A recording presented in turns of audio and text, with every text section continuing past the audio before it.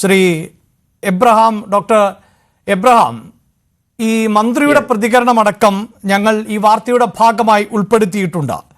ഞങ്ങൾക്ക് ലഭിച്ച ദൃശ്യങ്ങളുടെ കൂടി അടിസ്ഥാനത്തിൽ ആണ് ഈ വാർത്ത പുറത്തുവിട്ടത്. ഞങ്ങൾ 2 ദിവസമായി ഈ വാർത്ത പുറത്തുവിടുന്നു. പിന്നാലെ മറ്റു മാധ്യമങ്ങളടക്കം ഇപ്പോൾ ഇത് ഏറ്റെടുക്കുകയും ചെയ്തിട്ടുണ്ട്. മാത്രമല്ല, ആദ്യമായല്ല ഇങ്ങനെയൊരു പ്രതിഷേധമൊക്കെ തമിഴ്നാടിൻ്റെ ഭാഗത്ത് നിന്ന് ഉണ്ടാവുകയും ചെയ്യുന്നത്.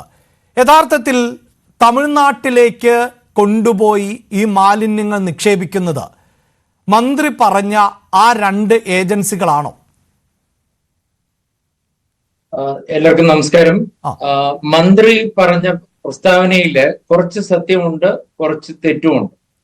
സത്യം എന്ന് പറയുന്നത് കേരളത്തിലെ അംഗീകൃത ഏജൻസികൾ, അതായത് സംസ്ഥാന പൊല്യൂഷൻ കൺട്രോൾ ബോർഡും നാഷണൽ പൊല്യൂഷൻ കൺട്രോൾ ബോർഡും അംഗീകരിച്ചിരിക്കുന്ന 2 ഏജൻസിയാണ് കേരളത്തിലുള്ളത്. ഒന്ന് IMAയുടെ നേതൃത്വത്തിൽ നടത്തുന്ന ഇമേജും, രണ്ടാമത്തെ എറണാകുളത്തുള്ള KAIL എന്ന് ഉള്ള ഒരു സ്ഥാപനം.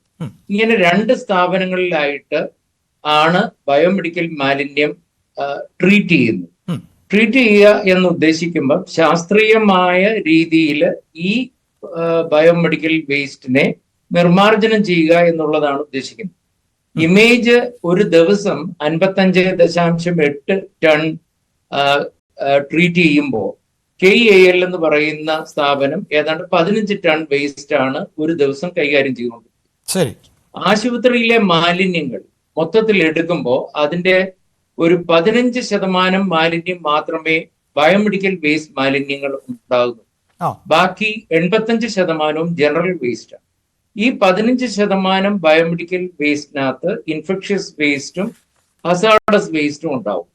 ഈ 15% എന്ന് പറയുന്ന വേസ്റ്റ് ജനറൽ വേസ്റ്റിന്റെ ഒപ്പം കൂട്ടിക്കഴിഞ്ഞാൽ ഇത് മുഴുവൻ ഒരു ബയോമെഡിക്കൽ വേസ്റ്റ് ആയി മാറും.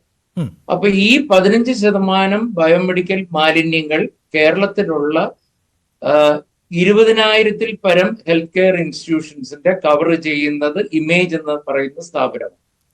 പാറശാല മുതൽ കാസർഗോഡ് വരെയുള്ള എല്ലാ ആശുപത്രികളും ഇതിൽ പെടുന്നുണ്ട്.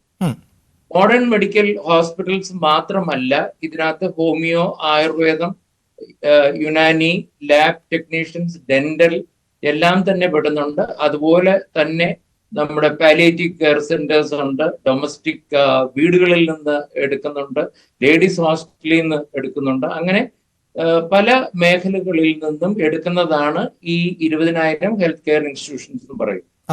അതിൽ ഒരു ദിവസം ഉണ്ടാകുന്ന വേസ്റ്റ് 48 മണിക്കൂർ മാത്രമേ ഈ വേസ്റ്റ് വെച്ചേക്കാനായിട്ട് നിയമം അനുവദിക്കുന്നു. അപ്പൊ ഈ 48 മണിക്കൂറിനുള്ളിൽ കേരളത്തിലെ അംഗീകൃതമായ ഈ 2 ഏജൻസികളാണ് ഈ വേസ്റ്റ് എടുക്കേണ്ടത്. ഇവിടെ ശ്രദ്ധിക്കേണ്ട 2 കാര്യങ്ങൾ. ഒന്ന്, കേരളത്തിലെ ഈ ആശുപത്രികളിൽ നിന്നുള്ള വേസ്റ്റ് ഇത് പാലക്കാടും ബ്രഹ്മപുരത്തേക്കുമാണ് പോകേണ്ടത്.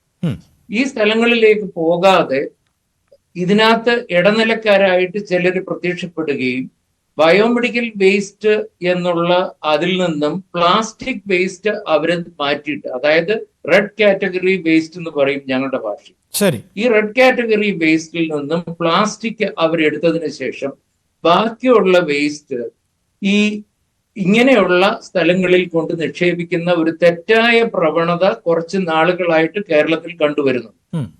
ഇത് ചില ആശുപത്രികളുടെ അറിവോടുകൂടിയോ അറിവില്ലാതെയോ ആയിരിക്കാം. പക്ഷെ ഇത് പലരും ഇടനിലക്കാരായിട്ട് നിന്നിട്ട് ആ പ്ലാസ്റ്റിക്കിൽ നിന്ന് കിട്ടുന്ന വരുമാനം ലഭിക്കാൻ വേണ്ടിയിട്ടാണ് ചിലര് ഈ വൃത്തികെട്ട പണി ചെയ്യുന്നത് എന്നുള്ളതാണ് ശരിയായിട്ടുള്ളത്. അല്ല, ഈ ചിലർ എന്ന് പറയുമ്പോൾ ഡോക്ടർ പറഞ്ഞതനുസരിച്ച് ഈ 2 ഏജൻസികളാണല്ലോ കേരളത്തിൽ മുഴുവൻ. അല്ല, അതന്നെയാണ് ഞാൻ പറഞ്ഞത്. ഈ 2 ഏജൻസികൾക്ക് അംഗീകൃത ഏജൻസികൾ ഉള്ളൂ. അപ്പൊ ഈ അംഗീകൃത ഏജൻസികൾക്ക് കൊടുക്കാൻ വെച്ചിരിക്കുന്ന പ്ലാസ്റ്റിക് വേസ്റ്റ് ചില ആശുപത്രികൾ നിക്ഷിപ്ത താല്പര്യം വെച്ചുകൊണ്ട് അവരുടെ ഈ ബയോമെഡിക്കൽ വേസ്റ്റിൽ നിന്ന് തന്നെ പ്ലാസ്റ്റിക് വേസ്റ്റ് വേർതിരിച്ചിട്ട് അത് ലോക്കൽ സ്ക്രാപ്പ് വെൻഡേഴ്സിന് കൊടുക്കുന്നു. അവര് ഇത് മിസ്യൂസ് ചെയ്യപ്പെടുകയാണ്. അതായത് ഈ പ്ലാസ്റ്റിക്സും എല്ലാം ബയോമെഡിക്കൽ വേസ്റ്റ് തന്നെയാണ്. അത് ഒരു കാരണവശാലും ലോക്കൽ സ്ക്രാപ്പ് വെൻഡേഴ്സിന് കൊടുക്കാൻ അനുവാദമില്ല.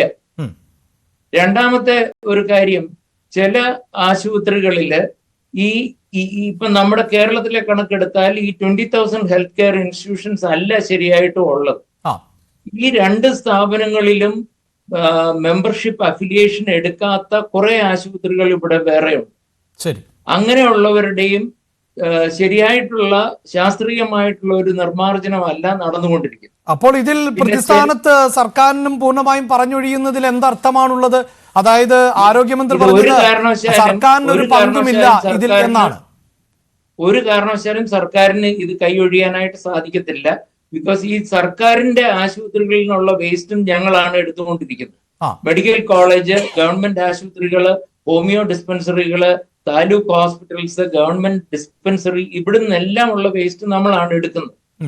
മാഡം ഇന്ന് പറഞ്ഞത് ശരിയാണ്, ഞങ്ങൾ കാശ് കൊടുത്തിട്ടാണ് ഇത് ചെയ്യിക്കുന്നതെന്ന് പറയുന്നതും ശരിയാണ്. പക്ഷേ അത് കാശ് കൊടുത്തിട്ട് ചെയ്യുമ്പം ഇത് എൻഷുർ ചെയ്യേണ്ട ഒരു ചുമതല സംസ്ഥാന സർക്കാരിന്റെയാണ്. അതുപോലെ തന്നെ സംസ്ഥാന സർക്കാരിന്റെ നേതൃത്വത്തിലുള്ളതാണ് പൊല്യൂഷൻ കൺട്രോൾ ബോർഡ്. അപ്പൊ പൊല്യൂഷൻ കൺട്രോൾ ബോർഡിന്റെ അടുക്ക് ഇങ്ങനെയുള്ള തെറ്റായ ചില പ്രവണതകൾ ഉണ്ടെന്നുള്ള കാര്യം ഇമേജിൽ നിന്നും അവരെ രേഖാമൂലം അറിയിച്ചിട്ടുള്ളതാണ്. സംസ്ഥാന സർക്കാരിനെയും പൊല്യൂഷൻ കൺട്രോൾ ബോർഡിനെയും വളരെ കാലം അറിയിച്ചിട്ടുണ്ട്. അതുപോലെ അതായത് ഇപ്പോൾ ഈ വാർത്തകൾ പുറത്തു വരുന്നതിന് മുമ്പ് തന്നെ ഇമേജ് ഔദ്യോഗികമായി സർക്കാർ സംവിധാനത്തെ ഈ പ്രതിസന്ധി അല്ലെങ്കിൽ ഇങ്ങനെ ഒരു വിഷയമുണ്ട് എന്നത് രേഖാമൂലം അറിയിച്ചിട്ടുണ്ട്.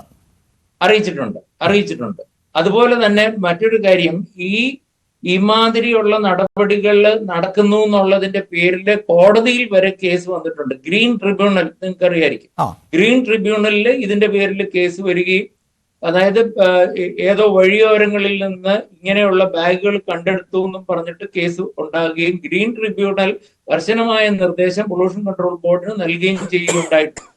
ഇവിടെ ഇമേജിനോ KEL എന്ന് പറയുന്ന സ്ഥാപനത്തിനോ ഈ വേസ്റ്റ് വഴിയിൽ തള്ളേണ്ട യാതൊരു കാര്യവും ഇല്ല. കാരണം ഇവര് കളക്ട് ചെയ്യുന്ന വേസ്റ്റ് മുഴുവൻ ബാർകോഡഡ് ബാഗ്സിലാണ്, നമ്മൾ തന്നെ കൊടുക്കുന്ന ബാർകോഡഡ് ബാഗ്സിലാണ് ഈ വേസ്റ്റ് സെഗ്രിഗേറ്റ് ചെയ്ത് കളക്ട് ചെയ്യേണ്ടത്. ഈ ബാർകോഡഡ് ബാഗ്സ് നമ്മൾ എടുക്കുന്ന സ്ഥലം മുതല് ഇത് സംസ്കരിക്കുന്ന സ്ഥലം വരെ ഉള്ള യാത്ര, ട്രാൻസ്പോർട്ടേഷൻ ആയാലും എടുക്കുന്നതായാലും പിക്ക് ചെയ്ത് അവിടെ ട്രീറ്റ് ചെയ്യുന്നത് വരെ ഉള്ളത് റെക്കോർഡിക്കലാണ്. ഇത് സ്റ്റേറ്റ് പൊല്യൂഷൻ കൺട്രോൾ ബോർഡിനെയും നാഷണൽ പൊല്യൂഷൻ കൺട്രോൾ ബോർഡിനെയും ഇതെല്ലാം കാണിക്കേണ്ടതാണ്.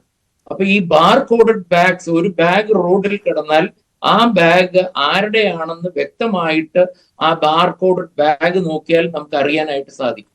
അപ്പൊ അങ്ങനെയാണ് രണ്ട് ആശുപത്രിയുടെ പേര് ഇന്ന് നമ്മൾ മാധ്യമങ്ങളിൽ കൂടെ കണ്ടത്.